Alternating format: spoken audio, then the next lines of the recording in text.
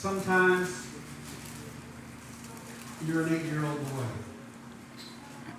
and your best friend's uncle does things he shouldn't do because he wants to, I guess. Anyway, and he doesn't get in trouble for it because he's a pillar of the community. He's a bus driver. He's a janitor for the elementary school. And you put it all behind you because your brain won't let you remember it because it's too much for a 14-year-old to bear. So you spend your life thinking something's wrong with you because you don't know what happened, because you forgot it. But you think that there's this darkness in you. Then you go to college, and you flunk out. Then you go to another college, and you do good. You go to your third college, and you flunk out. You go to your fourth college, and you flunk out. You go to your fifth college, and you flunk out. Finally, you find one that works. You go off. You get your associate's degree, then you go get your bachelor's degree, then you go get your master's degree, and then you finally find out what happened when you were a kid.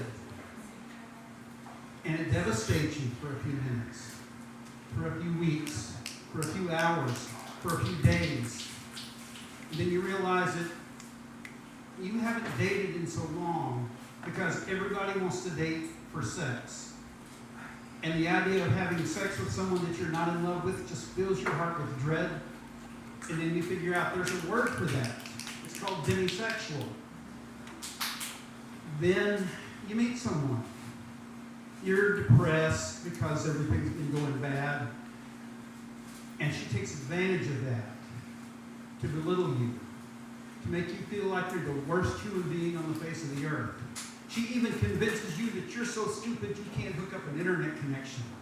And then is shocked when she figures out that you can. And then everything goes along just like, maybe things will be okay. Oh, they're not okay. Oh, they're okay. Oh, they're not okay. Then you find out that you're bipolar. And then you meet someone. At first, it's just you say hi to each other. Then you start playing role-playing games, and you're in games with that person is running the game for, and then you catch COVID. You have to miss a month because other people in your house catch COVID too at the same time. Then, halfway through that, you start getting messages from this person saying, when are you going to be back? The game's not the same without you. Then you get back, and you start being closer and closer and closer. And then one day you realize they want to hang out with you outside of the game. And you say, okay, I'm probably going to get talked into going to this Viking festival. And she does by saying, I'm going, ... Then she tells everybody you talked her into it, while you're telling everybody she talked you into it. Then you realize that not only does she want to hang out with you, she wants to give you a say in where you hang out.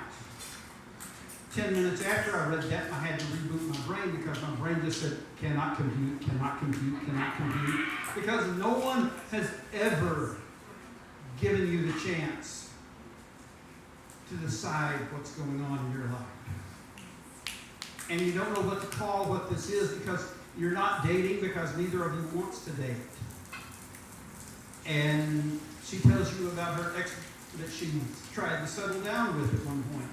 There was only two problems. He didn't like to listen, and she didn't want kids. And then you realize, I like to listen, and I don't want to pass my mental illnesses on to kids. So if we have kids, we might adopt. But we aren't to that point yet, so you never know what's going to happen in life. And today, that makes me smile.